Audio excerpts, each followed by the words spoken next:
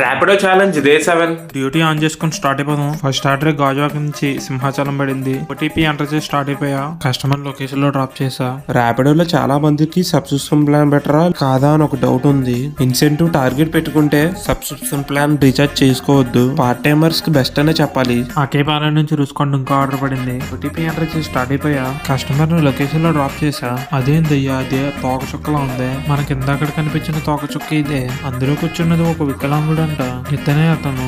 నిజంగా అతనికి అంత సపోర్ట్ చేసే భార్య దొరకడం గ్రేట్ అనే చెప్పాలి. పిఎం పాలెం నుండి మద్దెలపాలెం ఇంకో ఆర్డర్ పడింది. ఓటీపీ ఎంటర్ చేసి స్టార్ట్ అయిపోయా. కస్టమర్ ని లొకేషన్ లో డ్రాప్ చేసా. మద్దెలపాలెం నుండి శీలానగర్ ఇంకో ఆర్డర్ పడింది. ఓటీపీ ఎంటర్ చేసి స్టార్ట్ అయిపోయా. కస్టమర్ ని లొకేషన్ లో డ్రాప్ చేసా. శీలానగర్ నుంచి గాజువాక ఇంకో ఆర్డర్ పడింది.